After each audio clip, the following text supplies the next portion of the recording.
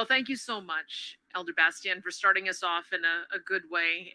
Elder Bastien told me he hails from the First Nation Piikani on in Treaty 6 territory. And I'm just delighted that he started us off with a note of hope and optimism. And I'm pleased to be here with Mike Ellis, Minister of Public Safety and Emergency Services, and a group of people representing organizations who have done so much to support our vulnerable populations. I should also acknowledge, I see Mayor Jody Gondek is here as well for us today in this announcement. Thank you for being here, Mayor. But we have Paul Brandt from Not in My City. You've just heard from Elder Bastien. He's also known by his Blackfoot name, Buffalo Bullshield. I think I got it. You'll have to say it in the proper language of Paul. Jan Fox from Reach Edmonton. Marlene Orr from Native Counseling Services of Alberta, and April Eve Weiberg of the Mikisew Cree First Nation. Seeing so many people and organizations coming together for a just cause reminds me of the old saying about how evil only triumphs when good people do nothing. Well, not here, not in Alberta. In Alberta, good and decent people are fighting the stain of human trafficking. It's a sick trade run by sick individuals for sick ends. It persists in the shadows, destroying the bodies and minds of vulnerable, innocent people, mostly women and girls, and often Indigenous people. And Alberta's government is doing its part to end this disgrace. Unfortunately, we don't need to look too far for evidence of human trafficking in Alberta. Earlier this month, work by the Alberta Law Enforcement Response Team resulted in 3 individuals from Edmonton facing numerous human trafficking charges. In May, a Calgary man was charged with multiple offenses, including charges related to human trafficking. In February, an Edmonton man was charged with multiple offenses, including trafficking in persons. These 3 examples alone include over 20 identified victims, with police and organizations trying to identify and support dozens of victims. We can't afford to close our eyes to this problem, and we can't afford to ignore those who are at risk of being trafficked or those who have been trafficked. That's why we will be spending $22 million over the next 3 years to implement the recommendations of Alberta's Human Trafficking Task Force, which, as you know, was chaired by Paul Brandt. One of those recommendations was setting up the Alberta Office to Combat Trafficking in Persons. This office shouldn't be necessary, and hopefully one day we will no longer need it. But until that time, this office will bring together survivors of human trafficking with community partners like social services providers and Indigenous organizations who are best positioned to help find a way out and a path forward. Our goal is to create a hybrid model that extends across the province, disrupting and dissolving trafficking networks while helping survivors to recover and rebuild. To succeed, we need to understand survivors' stories and gather insights that help survivors escape and heal. We also need more comprehensive on-the-ground information about how human traffickers operate and how they hide their activities so that we can stop them in their tracks. The Alberta Office to Combat Trafficking in Persons will combine these approaches, allowing everyone involved to share knowledge so that we can better protect victims, survivors, and others at risk of exploitation. Through this office with our partners, we are joining forces to stamp out the trade in human flesh and misery, because no one should have their lives derailed into sex work, exploited for labor, or trafficked for body parts.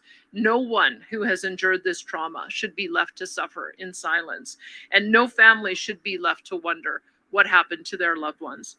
Justice, compassion, and reconciliation demand action to fight human trafficking and support survivors. New and improved responses are on the way through this office and the people in it.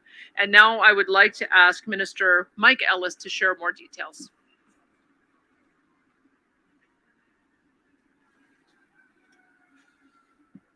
Well, good morning, ladies and gentlemen.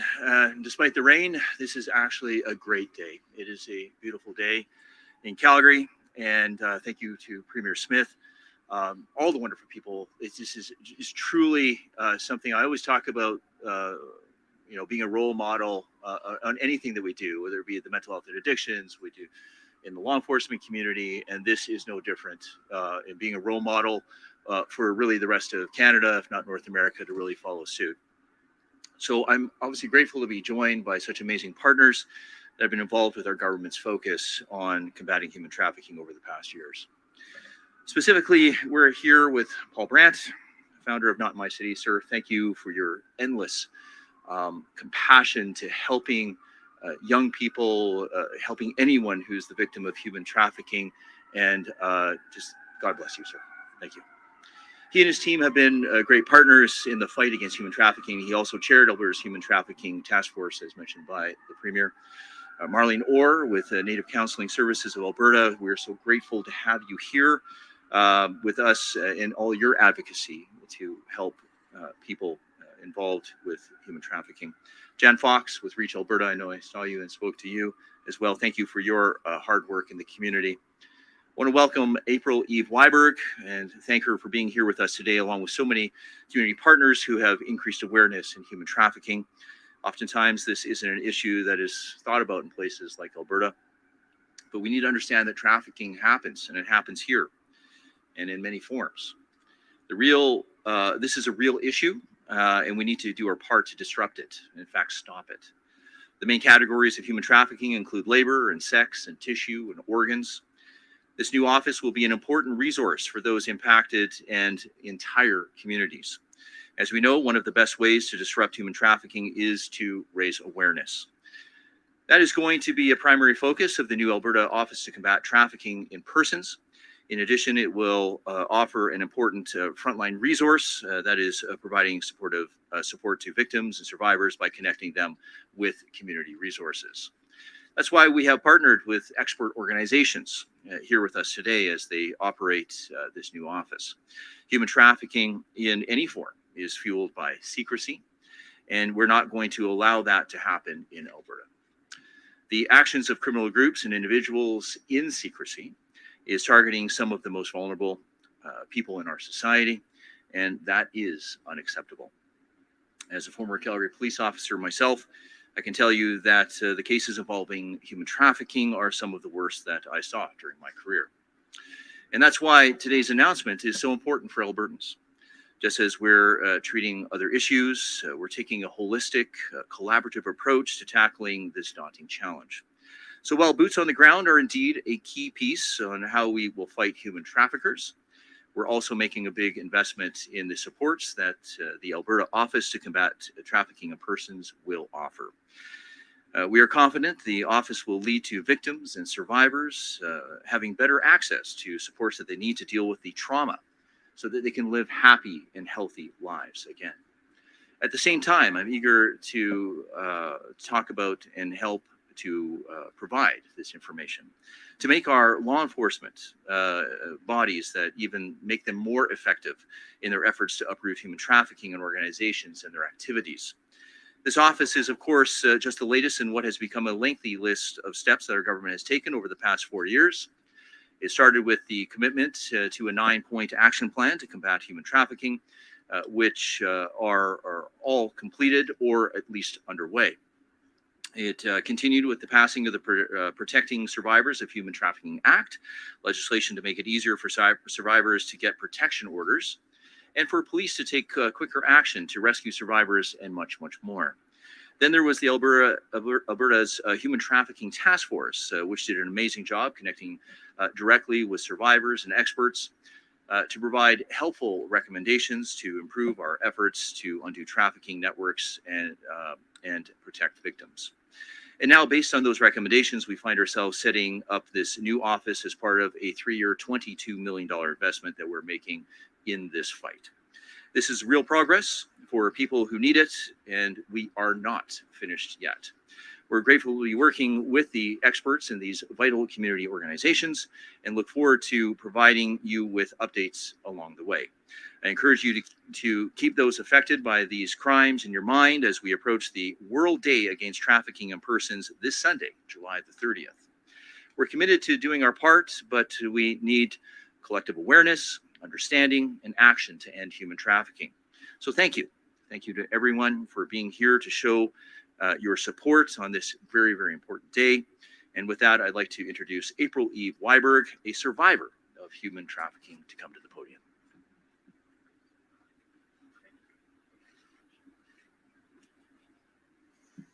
Thank you, and thank you to Elder Leonard for your prayer and your blessing this morning. Well, I'm really, truly blessed to be here, and thank you for inviting me. Miyokisakau, good morning, friends. I would like to acknowledge some very special people in my life. They're a part of my support circle. I have my son here with me, Okicha Tau, and my partner, Winston, my dear friend, Bernadette, Leah, Liz, and I don't see where they are. Liz and Kate with the Center to End All Sexual Exploitation. Oh my God, you're staying right beside me. Oh my goodness. And of course, my brother from another mother, Buffalo Bull Shield. Some of you know him as Paul Brandt, and the Not in My City team. Loving a survivor is not easy.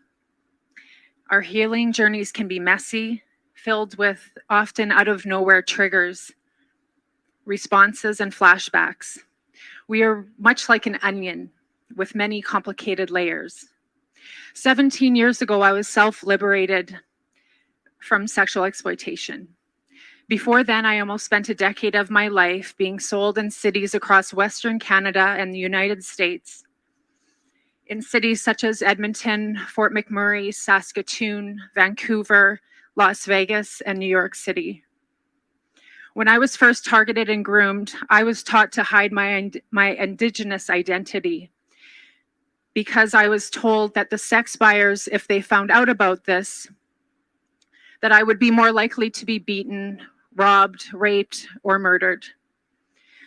It was in New York City where I was being sold by an organized crime ring.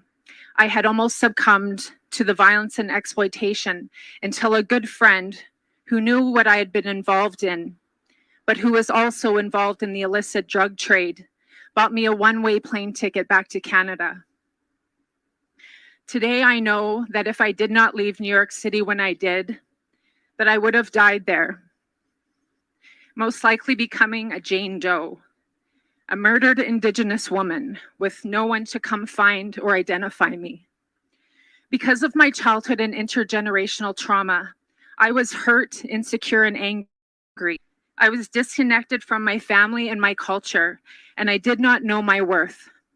I was taught by my pimps and exploiters that all I had to offer were my looks and my body.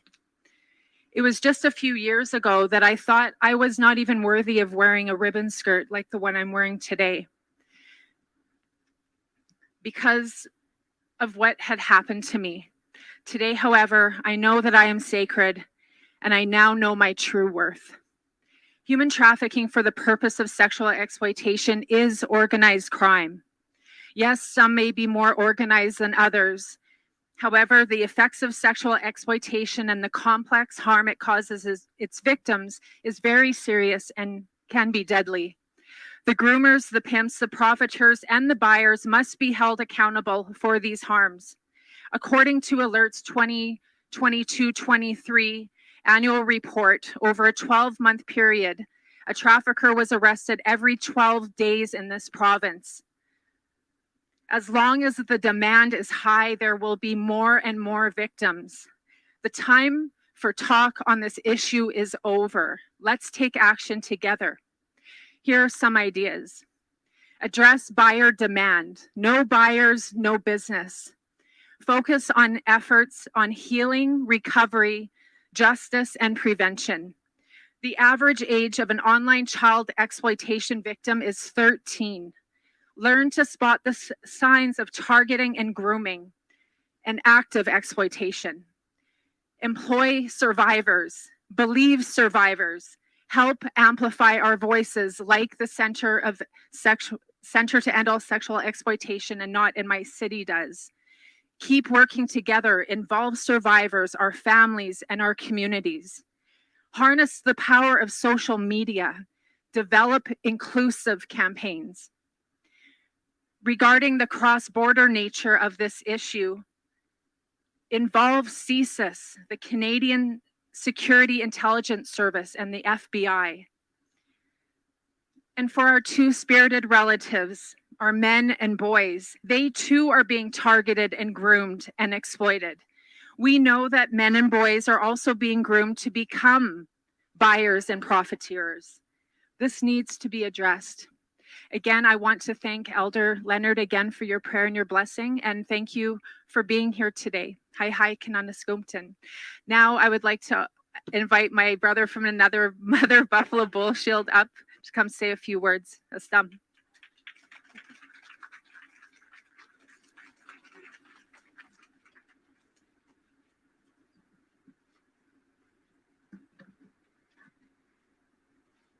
Thank you, April Eve.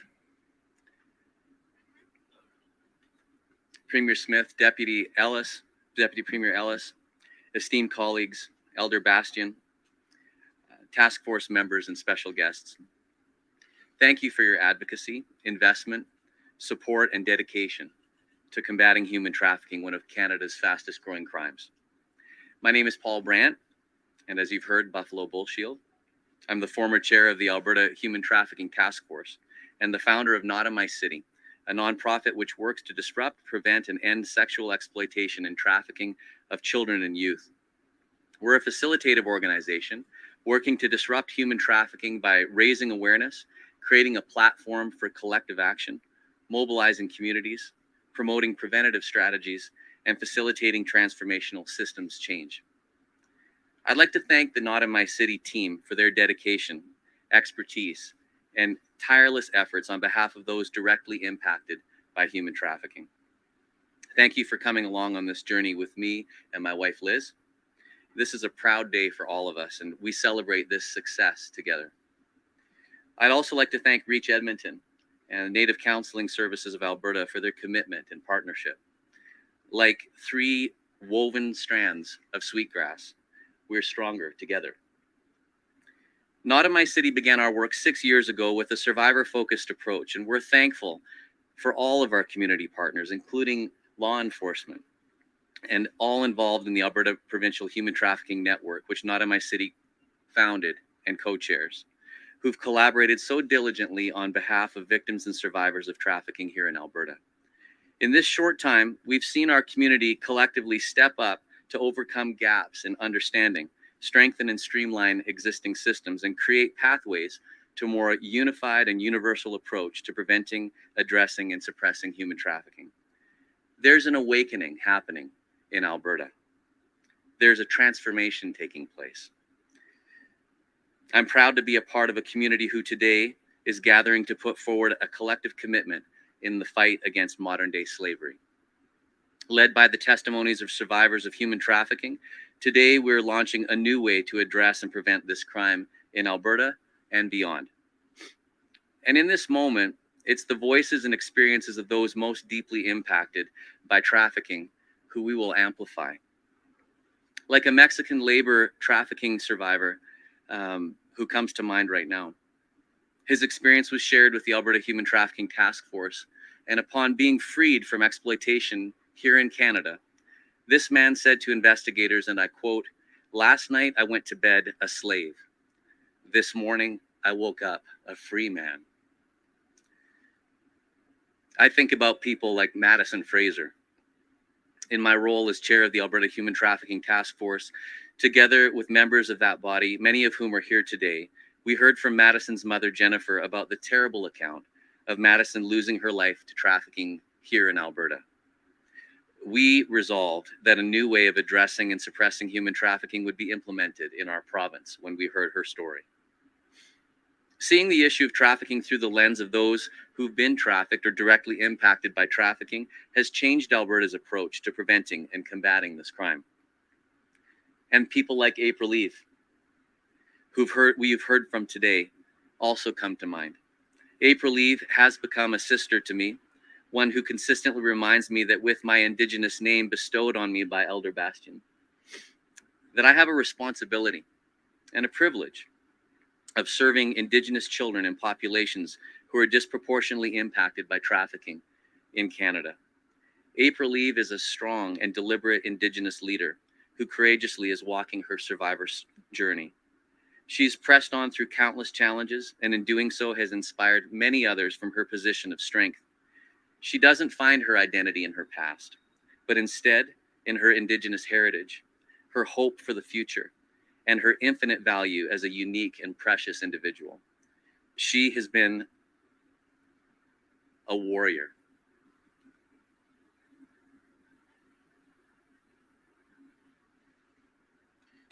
For this cause.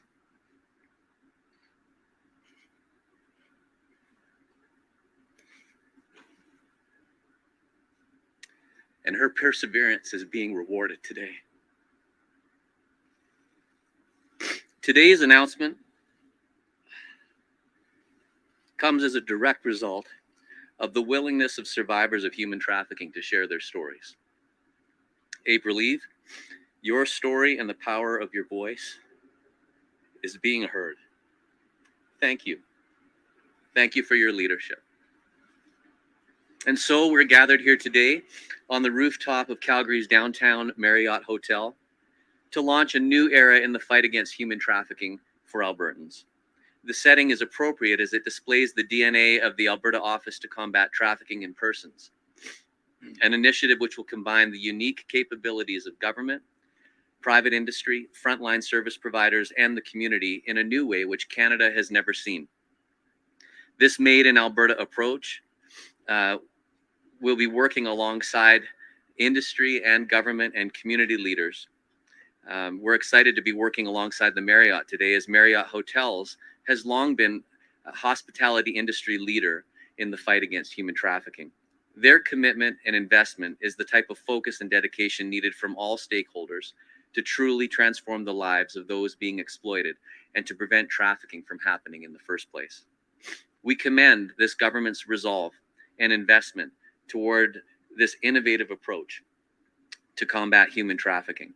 To know better is to do better. And today, with this commitment to employ a best and most promising practice, survivor-centered and relational approach, fortifying Alberta against trafficking, we are setting the bar for the rest of Canada.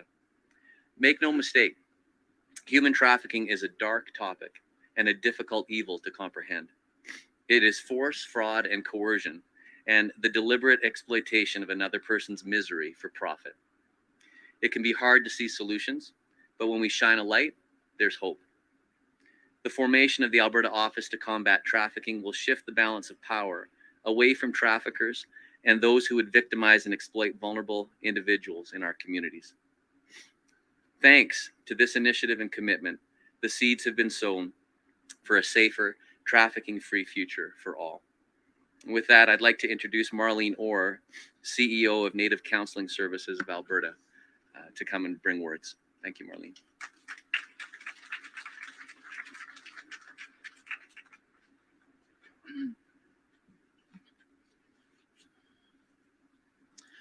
Okay, Tanse. Thank you, Elder Bastien, for starting us off today with a prayer and a blessing and a wonderful song.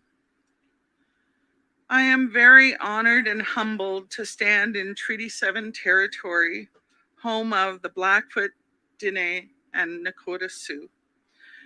Stand here with Premier Danielle Smith, Deputy Premier Ellis, former co-chair of the task force, Chief Dale McPhee, April Eve, and other honored guests.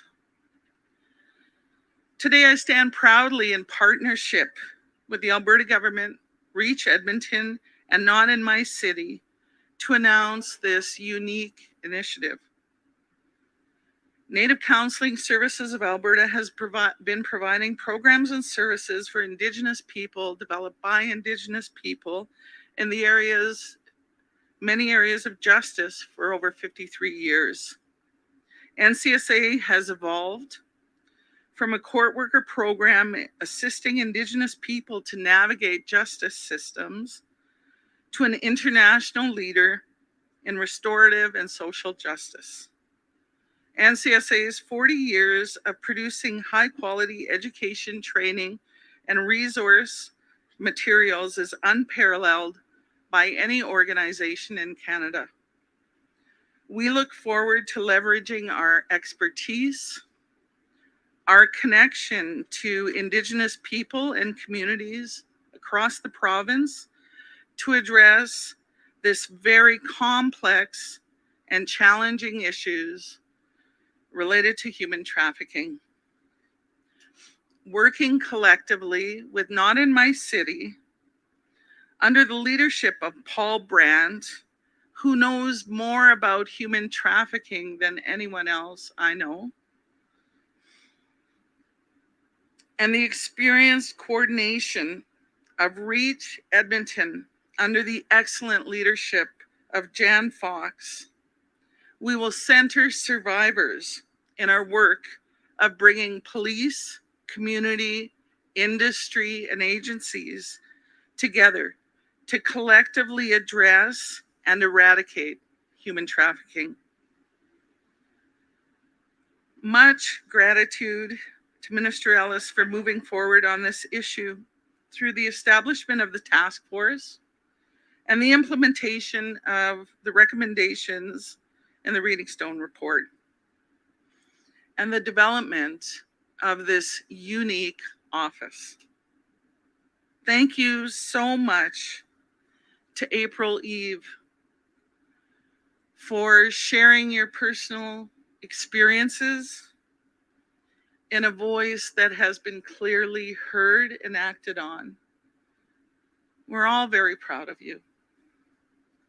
Thank you so much to Paul Brandt for his relentless pursuit of elimination of human trafficking. Honored today to be a part of this initiative, and I'm very grateful that the province has heard and acted so swiftly on this issue. Hi. Now I'd like to introduce Jan Fox from Reach Edmonton.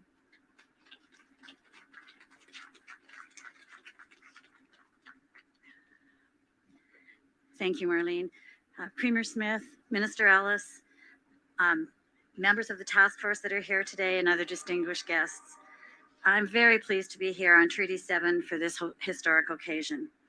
Minister Ellis, it's been said several times, it needs to be said again, your personal commitment and passion is absolutely inspiring.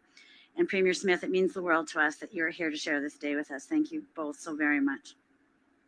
We're so very proud to be part of this incredible, innovative approach to combat human trafficking and to partner with Not in My City and Native Counseling Services of Alberta.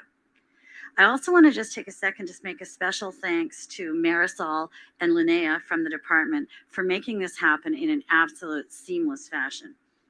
Just a word about my organization. Reach's aim is to make Edmonton, and indeed Alberta, a safer place for everyone. We are a backbone organization, meaning our role is to support in every way possible the work of our partners who are closest to the ground, enabling them to focus on the issues at hand. Our strength is in engaging and convening diverse community partners to inform, pilot, and accelerate solutions for complex challenges. Human trafficking is, of course, a complex problem, and tackling it means multiple partners working together across sectors and leveraging our collective strengths and expertise. We will also be working with other existing organizations and programs that are working to end human trafficking. Key partners such as the City of Edmonton, CEAS, ACT Alberta, and our police partners, of course, Edmonton Police Service, Calgary Police Service, and the RCMP. We want to amplify what is already working in the community and be connectors when needed. We will facilitate and support community engagement and will help ensure the voices of survivors are front and center. And let me echo what others have said. Yes, April Eve, your voice has been heard. We have used this collective impact approach extensively and successfully through a number of programs in Edmonton, including a Safer Way Out program that works towards ending human trafficking and which relies very heavily on the voices of survivors. We know that this approach works, and to scale it up on a provincial level is a huge landmark.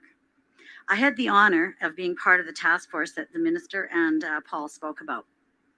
When I first met Paul, I immediately saw his passion for the work. He came to the Reach office to launch a new provincial network of service providers in the field of human trafficking, co-chaired by Reach and Not in My City. As you can imagine, it was quite the event. Paul Brandt in the Reach office. But, you know, having said this, everyone was instantly captivated by his compassion for people who had been victimized by human trafficking. People almost forgot he was a country superstar. Well, almost. He certainly had to sign autographs and do videos at the end. The task force that we have been referring to heard from multiple presenters from the community who work in human trafficking daily. Most importantly, we heard the voices of many, many survivors. It was these voices that shaped our recommendations. We learned human trafficking disproportionately affects Indigenous women. And the first person I thought of when we were thinking how we could attack this was Marlene Orr from Native Counseling Services Alberta. She and her team are the ones that get things done. They create movement and move things forward. The recommendation to create a provincial office to fight human trafficking effectively is being recognized here today, and we couldn't be more grateful. This will add huge capacity and momentum to prevent human trafficking and support survivors with a victim and survivor lens. In summing up, I really want to thank our partners, Native Counseling Services of Alberta and Not in My City, for your leadership in the community and partnership in making this happen. Working with these two organizations has truly been the highlight of my career. I cannot imagine a better partnership. Thanks again so much to the Government of Alberta for supporting this, for the work of the task force and this initiative and our collective vision. We look forward to getting to work. Thank you so much.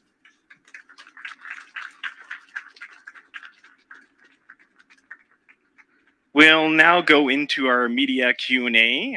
Thank you to all of our speakers there. We'll be going with one question, one follow-up today, and we'll be starting off here in person and then headed over to the phones. I would ask those here in person if those with on-topic questions could please line up the mic first, just in front of myself here, and then we'll go over to the phones after we're finished in person.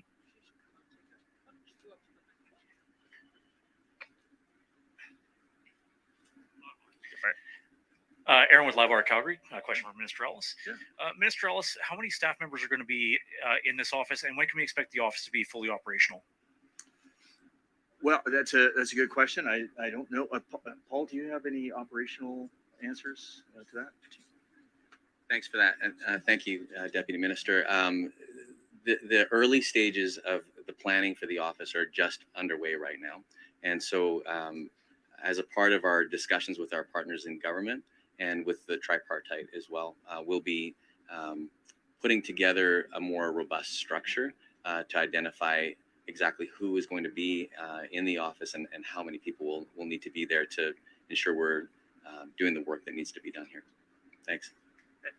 I think the only thing I would supplement with that to what Paul was saying there is that, communication is how we have an effective operation. So right now, Paul and his team and all the wonderful people that are going to be associated to this, they're just making sure that, as many of our speakers indicated, that we make sure that we're connecting with all the right stakeholders so that we're all involved. That's the only way we're going to solve this, is everybody's involved in this. And I apologize, I do have an off-topic question for the Premier. Calgary Skyview MP Georgia Hall has called for the ending of federal funding towards the Calgary Stampede and any kind of federal support. What is your reaction to that? Well, I would say that the tragedy of what happened at Young Canadians was well known, and I think that we need to make sure that kids are protected and that adults and organizations that are responsible for kids have protections in place. So we have asked the Calgary Stampede and the Young Canadians to tell us what they have done over the years to make sure that children are not exploited or victimized that way. And I look forward to their response. And we'll go to our next question at the mic here. My question's for Paul Brandt. So, Mr. Brandt, you've been involved for some time with fighting human trafficking with all your advocacy. How has this advocacy changed your life? I would say that the way that human trafficking has changed my life began with the first exposure to trafficking. My wife and I had seen a documentary that was called Children for Sale that spotlighted the issue of human trafficking, and it wasn't on our radar at that time. Not long after, we had the opportunity to travel overseas, and we saw trafficking activity, the trafficking of children, happen firsthand. It was a very traumatic experience, as you can imagine, for those children who were being exploited some 6 to 8 times a day by adult men. It was also traumatic for my wife and for myself, seeing that victimization with seemingly no interaction in any way that was intervening on their behalf. And so it became a part of our lives, and we continued to lean in. So I would say that our intersection with human trafficking changed our lives in a way where I think as a father, I asked myself the question, how will I teach my son to be a respectful young man in relation to the way that he addresses and interacts with women? But the main thing for me was when I thought about my daughter. I wanted to give her a really good answer when she was old enough to ask the question, Daddy, when you saw trafficking, what did you do about it? We all have, I would say, different capacities to affect change in relation to the issue of human trafficking. But once we know about it, we all have the same responsibility. And so it's taken me on a journey that I never would have expected. Very unusual journey, I would say, for a country singer. But it's definitely a personal journey that has made a deep impact in my life. And I'm honored to be working on behalf of trafficking victims and survivors. Okay, and I have a follow-up. This is for Premier Smith. So Premier Smith, the city of Saskatoon has announced that they're going to be renaming a street named after Sir John A. Macdonald because for Truth and Reconciliation. What do you think about that? I've asked my Minister of Infrastructure, Pete Guthrie, to work with arts and culture, Tanya Furr, to develop a naming policy and protocol around buildings and streets so that we can be proactive in being able to address any issues and make sure that we've got a naming protocol that's going to stand the test of time. So I will leave it to them to do their work and make some recommendations to us. Thanks, Jonathan. And we'll go to our next question at the mic. Hi, Cami Kepke, Global News. My question is for Premier Smith. You mentioned that the province has reached out to Stampede to talk to them about what has been done there. Could you give us a little clarification on the funding Stampede receives from the province and whether the province will be looking at whether it continues to provide any funding? We'll continue supporting the Stampede, yes. It's the premier festival in Alberta. We just had a very glorious and exciting and successful 10 days. The issue about exploiting children and making sure children are safe is an issue young Canadians has to answer. And I can tell you what I hear from other youth groups. They have in place protocols to make sure that there is a criminal record check for anyone who is involved in a direct contact with children.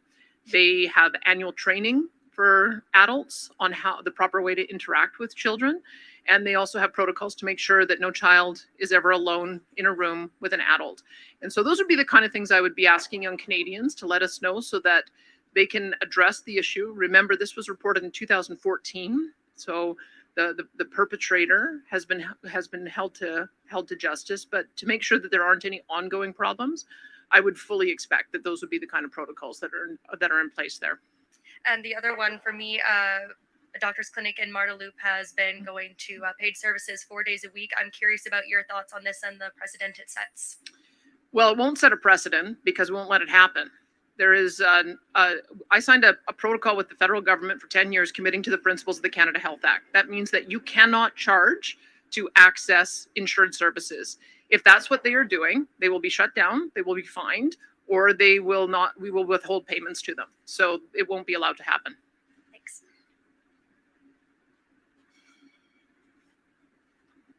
Premier Smith, for you as well, please. What's your message to Albertans as the RRO reaches record highs, being that one of your campaign promises was to protect them from sky-high utility rates? My message is this is what happens when ideology runs a power grid. What we're dealing with today are a leftover and a hangover from poor decisions by the NDP. They phased out coal too early. Coal was a long-term sustainable way to provide low power. They phased it out early, costing billions of dollars. We are still going to be paying hundreds of millions of dollars until 2030 for the stranded assets because of that investment. At the same time, they, for some reason, felt that they could bring on an equivalent amount of wind and solar and get the same amount of power as coal, and you cannot do that. Wind and solar are intermittent, and so we have had to build additional redundancy. That costs money. In addition, coal and natural gas plants are 800 megawatts. The typical wind and solar is 20 or 50 megawatts, which requires massively more transmission and distribution to be built. And as a result, because of intermittency, redundancy, early phase out of coal, we are now at a point 4 years later where people are paying up to 32 cents per kilowatt hour for power. We are not going to allow this to continue to happen. That's why we oppose the federal government's plan to get to a net zero power grid by 2035. The most recent report that was put out said that would cost $1.7 trillion. I haven't even seen an estimate of how much that would increase our power bills, but I'm told it could be up to 5 times higher. So if anybody is wondering why we are battling so hard with the federal government to make sure that we have a reasonable period of time to phase in lower emission source of power, this is why. It's because ideology from the NDP and their federal counterparts in the Liberal Party have created the problem that we have today, and we're going to fix it. That's my only question. Thank you. Thanks. Rick Bell, Calgary Sun. Not that tall, but a little taller. Do you want to talk to me or do you want to talk Yes, to me? of course. You may as well stay up there. Well, you're talking about bills, so I am talking about people's bills, except this is something you have control over. Insurance, auto insurance.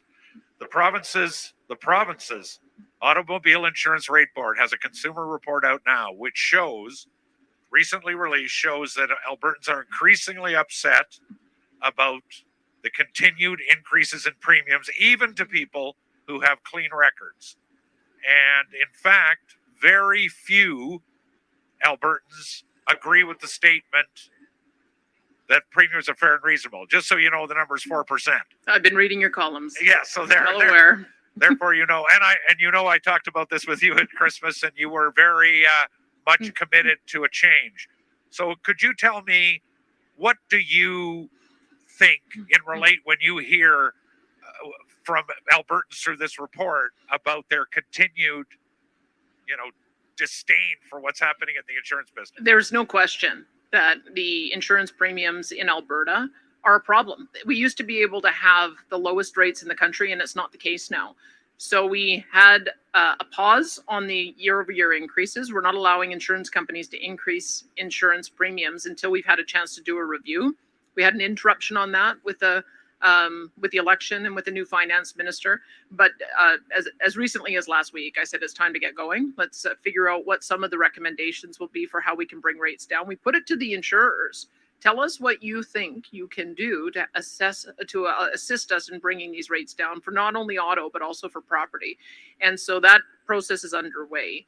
I haven't received a briefing yet from the Minister of Finance about some of the recommendations he has coming forward, but I did just put in a call to his office next week and said, let's accelerate this. We've got to get some answers for people.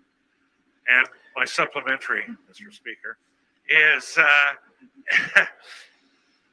what will that look like? In other words, your mandate letter, the mandate letter you sent to the minister, says you want to make it insurance more affordable. What is your definition of what a more affordable means? Does that mean, because I know one of the insurance companies basically say, we'll keep the rates low, but we'll give you less coverage. Well, yeah, right. But so what is your thought about what that will look like by the end of the year? Because obviously you're going to make a decision. I can tell you a couple things. And what do you think of insurance companies who threaten Albertans saying, we might pull out if you're not nice to us? You've read both of those. I did read both of those. And you put into context how few people are covered by the one that threatened to pull out. Look, here's what people expect. People expect that if they have a clean driving record, no accidents, and no speeding tickets, that the rates are going to keep going down. That's what people expect. That's how insurance is supposed to work. And that's not what's happened. And one of the issues was that we've done the reversal of who pays the cost when an accident happens. So if you drive a very expensive car and somebody rear ends you, then you pay for the repair of your own vehicle. That's why a lot of people saw their prices go up, is that even though they had a clean driving record and they also had no accidents, they were seeing their rates go up just because of the value of the vehicle they drove. Most people think, you know what, the guy who hits me should be the guy who pays. So I think we have to revisit that policy. I think we also need to talk to auto manufacturers It used to be that fender benders, which are the most common type of accident, were cheap to repair. Now they've got all the cameras and all this hidden damage in it. I know because I got rear-ended too, and it was a $10,000 repair bill. So we've got to be talking to the auto industry about whether or not there's a better way for them to be building all those extra features in. And then we also, of course, the insurance industry raises the issue of whether people are inappropriately using the legal system in order to get a payout. And I think I want to see a little more evidence on that. And finally, I think we have to be mindful that in this province, we have a lot of risk grading happening because of our natural disasters. We had the Slave Lake fires, the Southern Alberta floods, we had hailstorms, ice storms, more fires up in Fort McMurray. And we have to talk to the industry about whether there's a better way for us to share the risk of those kinds of disasters as they occur, because we know the federal government steps in when those kind of disasters happen. And if they're paying high premiums today on the basis of what might happen in the future, maybe there's a way that we can have a conversation about better risk sharing. So those are the things I'm looking at. The threats about them leaving? You know what? I think I'll believe it when I see it. There's obviously a lucrative market here because we're one of the few markets that operate on a free enterprise system. And so I think we want to work collaboratively to make sure that it's still a competitive market, but that people are being insured, which, by the way, is a mandate. You have to have insurance if you've got a bank loan on your house, and you have to have insurance if you're driving a vehicle, because it's a mandated product. You bet the government has a role in making sure that those prices are reasonable. Thanks, Rick. And now we have enough time for a couple questions from the phone. Operator, could you put through the first caller, please? Carrie Tate, Globe and Mail. Hi, thanks for taking my question. It's for the senior. Senior, you mentioned that you've asked Stampede for information on their protocols. Can you give us a little bit more color on that? When you asked for that, what departments that went through, sort of the process was? Well, I asked yesterday for my staff to look into giving me some answers on what their protocols are. And I would say that Young Canadians is the most important agency within their purview that needs to answer these questions, because Young Canadians is the one that had the offender in question. Young Canadians was the one who allowed him to operate as he did until finally it was reported on in 2014. And Young Canadians is at the front line of making sure that all adults who are working with children are doing so in a way that is safe. So I don't have answers yet from what Young Canadians protocols are, but that's what I'm seeking. That's what I'm looking for. And you had mentioned that you're not considering something like suspending funding because of this. And so I'm curious, if the answers are not to your satisfaction, what you plan to do, where your jurisdiction or your authority comes from to make such inquiries? Well, I mean, it is our responsibility to make sure that kids are safe and that these protocols exist. They exist in other organizations to make sure that children are protected. I mean, we're here today because we want to make sure that children and youths and women are protected. So we have an all-of-government approach to this type of problem. And I remember, like, let's put it into context. This was reported in 2014. And I would hope that in the 9 intervening years that they have developed the same kind of protocols that every other organization that protects youths have dealt with. So I know that this story is now out in the media because of the comments of MP Chahal, but I would say that we have to get some evidence from Young Canadians that they've taken this seriously and put those protocols in place so kids are safe. Thank you, Carrie. And we have time for just one more question. Operator, could you put through the last caller, please?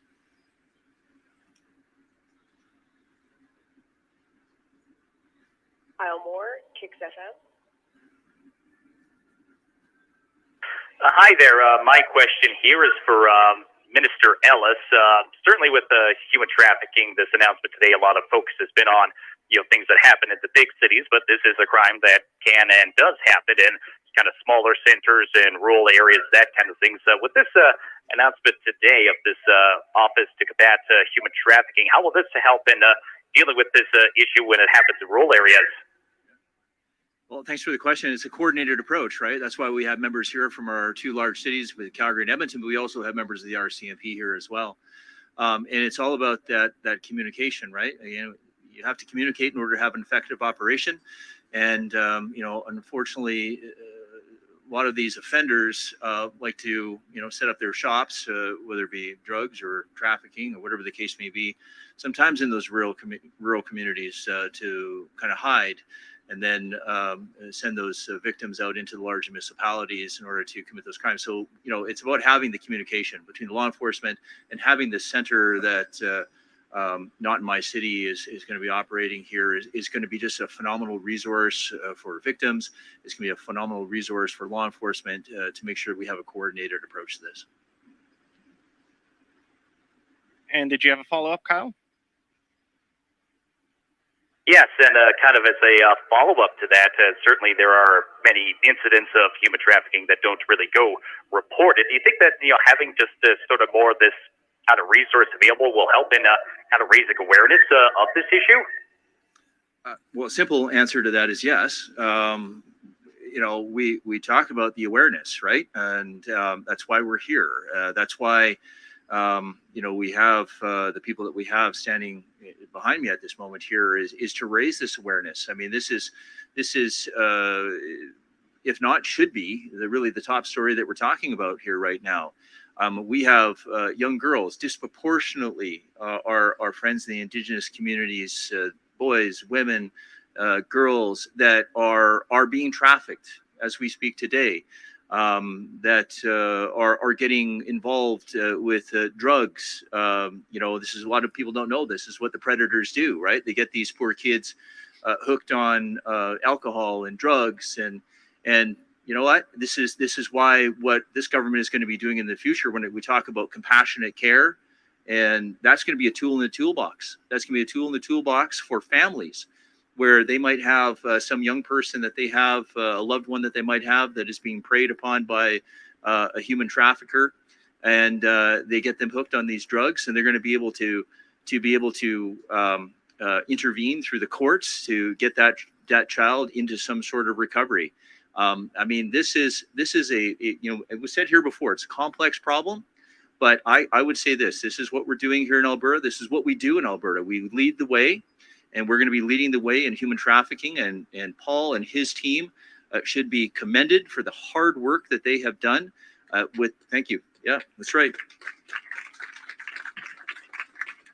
And as I said in my first comment, this will be a role model that other jurisdictions in Canada, that other jurisdictions around the world are going to look at and say, this is it. This is how we're going to be able to tackle this issue that we have. Thank you very much. Thank you, Minister, and thank you, Kyle. That'll conclude today's media Q&A. Thank you, everyone, for joining us.